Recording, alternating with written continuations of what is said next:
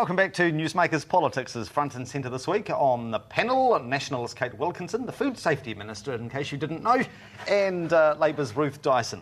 Now, the Chief Justice, Dame Sian Elias, has startled the horses by floating the prospect of prison amnesties to prevent overcrowding. She made the comment in a speech she admitted would be controversial. Well, there's a surprise.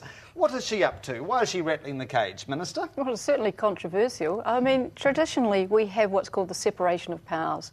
The executive, the government doesn't criticise the judiciary does not try and set government policy. And I think she's crossed those boundaries. You'd be loving this, wouldn't you? This is a Liberal activist on the bench, isn't it, Ruth? Well, actually, I didn't think that she'd crossed the boundaries, and I think a number of commentators haven't read her speech. I don't agree with the amnesty proposal, but I do think that the debate about the fact that when we lock people up for longer, they are more likely to reoffend, which was the point she made, is something that New Zealanders should debate. How can we reduce offending and reduce reoffending? That should be what we're debating, not whether Sian made a comment which actually I thought was quite constructive, quite thought-provoking. I didn't think that she'd crossed the boundaries. I do agree that judiciary should not try and set government policy, they should implement it. I didn't think she was in this case. Seriously? Absolutely. I read the thrust of her speech in the press on Friday. Oh, the thrust of her speech in the press. Well, rather it was than 1,000 words of it. Right. It was the good stuff, it was the meaty stuff. Better than the headline. The big words or the little words? Well, exactly, bit of both.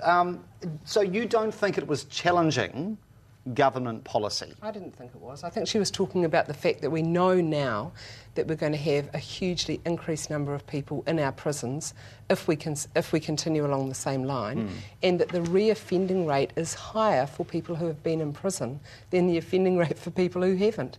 This is something we should debate as a country. Do you think it was challenging government policy? Oh, absolutely. I thought it was inappropriate. What is the Justice Minister going to do? Is he going to have a quiet word to her, or what can he do? He had quite a loud word with her. Night out, he said. Yeah. Will they have a cup of tea? Well, it's up to the Justice Minister to decide what action he takes.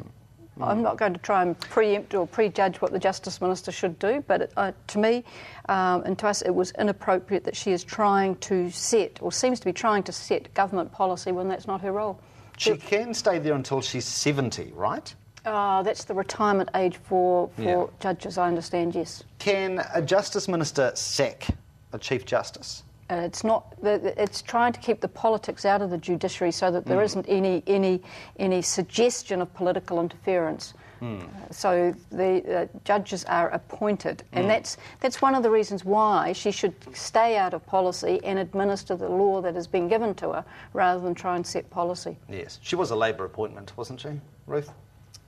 I'm not sure. I presume she was she? I presume. So. Well, the Chief Justice position, probably. Yes. Because we don't have the Privy Council in the Supreme Court, maybe. Yes. It's appointed to that position then. Yes. That doesn't necessarily mean anything about her competency or her politics. No. Well, just assure yourself of that fact. I'm sure that had National been the government, she would have been their appointee as well. All right. Well, we're all heartened by that. Finding a Māori flag to fly, Dr Peter Sharples has launched a series of consultation hui. He is very much in favour of the Tino Rangatiratanga flag. Is this a bit of a nudge at New Zealand sovereignty, or is there nothing to be afraid of here? What do you think, Kate? Oh, I don't think there's anything to be afraid of. It could very well be that with all the consultation with iwi that they actually decide that the New Zealand flag is the most appropriate one. Ruth, what do you think? I think it's gobsmacking that the government, having said recession, restraint, tighten your belt, say we're going to fund 21 hui to decide which of 4 flags Māori would prefer to fly on the Auckland Bridge. Who gives a toss? Well, obviously Māori don't they? Fly all 4, for all I care. Why doesn't the government put their money into something that is worthwhile for New Zealanders? Half of the people who are going onto the dole every week, so that's 500 people, are Māori. And we're seriously making it a priority for taxpayers' money to be spent on hui to discuss a flag to fly on one day. Doesn't that also bring into question the Māori Party's priorities as to what they think is important? Absolutely. I totally agree. I think that the Minister of Transport should have said, sort it out, give me a proposal for one flag and that'll happen. But for the government to say we will fund 21 hui and now decide between these 4 flags and come back and we'll consider it is a total waste of money. All right, we'll hustle on to the NewsMakers poll before we wrap up. Last week's question, should a commuter rail network service Christchurch's outskirts? 72% of you said yes. Whack. The prize winner, Jay Simpson. This week's question, should a Māori flag fly from Parliament grounds?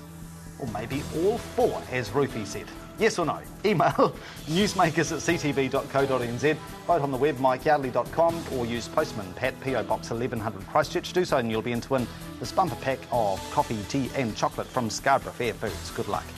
Very quick full-time score prediction on the rugby. All Blacks Wallabies, what do you think is going to be on the scoreboard? Minister? 15-12. I think it's going to be a tough match. I think Robbie Deans is a fantastic coach and a great Cantabrian, and I'm nervous. Very quick score, Ruth?